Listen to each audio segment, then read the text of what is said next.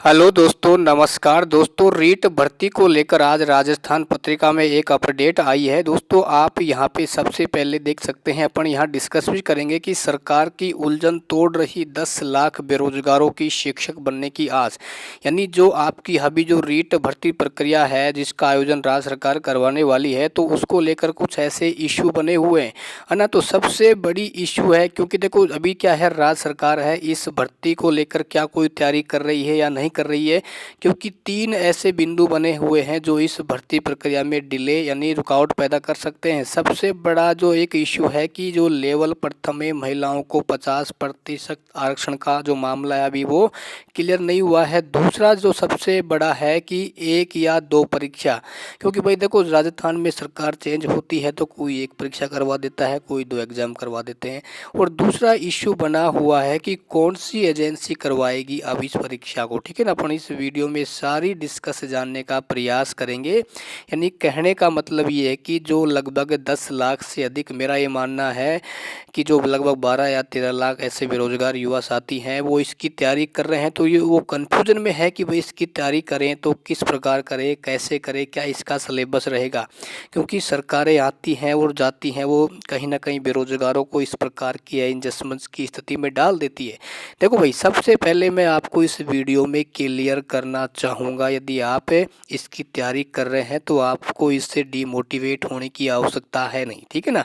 क्यों? देखो भाई, सबसे पहले इस बिंदु को मैं क्लियर कर देता हूँ कि रीट लेवल प्रथम में जो 50% आरक्षण का मामला है, ये तभी क्लियर होगा जब तक इसका कोई नोटिफिकेशन जारी हो जाएगा ना, तभी। इससे पहले इसके बारे में अपन कह नहीं सकते कि भाई ये आरक्षण लागू है या नहीं है, ठीक है ना। जब रीट भर्ती का नोटिफिकेशन जारी होगा उसमें सब कुछ क्लियर हो जाएगा, ठीक है ना। तो आपको अनावश्यक टेंशन लेने की आवश्यकता है नहीं। होगा तो ठीक, नहीं होगा तो ठीक, क्योंकि आपकी तो बहनें हैं, किसी की और दूसरों की बहनें नहीं हैं, ठीक है ना। चलो, उसके बाद दूसरा सबसे बड़ा सवाल बना हुआ है कि कौन सी एजेंसी से कराए रीट। देखो, इसमें मैं एक बार आपको पढ़ के बताना चाहूँगा कि पिछली सरकार के समय रीट पेपर लीक हो गया था। ऐसे में सरकार की ओर से निर्णय नहीं लिया जा सका है कि रीट का आयोजन पुरानी एजेंसी राजस्थान माध्यमिक शिक्षा बोर्ड से कराया जाए या परीक्षा का जिम्मा कर्मचारी चयन बोर्ड को दिया जाए, ठीक है ना। क्योंकि इसको लेकर भी अभी क्या है, अभी कन्फ्यूजन बना हुआ है। मेरा ये मानना है भाई, राजस्थान में गिने चुने बोर्ड हैं, किसी से भी आप करवा लीजिए, लेकिन अधिकारियों को सटीक कर दीजिए, बोर्ड को सटीक कर दीजिए कि यदि पेपर लीक होता है तो इसका खामियाजा क्या होगा आपको भुगतना पड़ेगा, ठीक है ना। आपकी ज़मीन जायदाद सब हम क्या कर लेंगे, अपने अंडर में कर लेंगे। कोई बाप कोई माई का लाल तो नहीं जो पेपर लीक करवा देगा।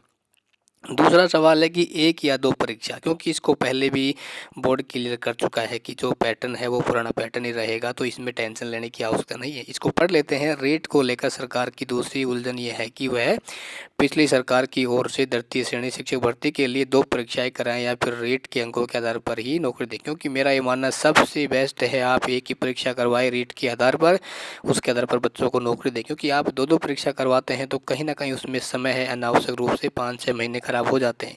क्योंकि मान लो आप रेट पात्रता करवाओगे, वो 2-3 शिफ्टों में होगा, उसमें फिर आप नॉर्मलाइजेशन करोगे, बच्चे या पास हो रहे हैं वो फेल हो जाएंगे, फेल हो पास हो जाएंगे ना। तो कहना का मतलब है उसमें विश्वास वाली स्वाद की बात नहीं रहेंगी। दोनों उलझन का रास्ता निकालने के बाद ही रेट भर्ती का ऐलान हो सकेगा। यानी इसमें देखो, मेरा ये मानना है यदि आप अनावश्यक रूप से समय लगाएं तो लगाएं, नहीं तो सीधा सा मामला है भाई। देखो, बोर्ड के बड़े बड़े अधिकारी हैं, सब एजुकेटेड हैं, पढ़े लिखे हैं, उनको पता है कि भाई क्या करवाना चाहिए, ठीक है ना। आपकी क्या राय है, क्या 2 पेपर 1 पेपर? मेरा तो यही मानना है 1 पेपर होना चाहिए, ताकि इस सरकार के कार्यकाल में 2 भर्ती तो हो पाए। क्योंकि 1 भर्ती हो जाएगी और 1 भर्ती जब सरकार जाएगी तब, क्योंकि 2 पेपर कराओगे तो 1 भर्ती को कंप्लीट करवाना बहुत लंबा समय हो जाएगा, ठीक है ना। क्योंकि एग्ज़ाम होगा, आंसर की जारी होगी, उसमें भाई त्रुटियां पैदा होंगी, है ना, उसमें रिट लगानी पड़ेगी, नॉर्मलाइजेशन होगा, तो काफ़ी माथापच्ची का सामना करना पड़ेगा।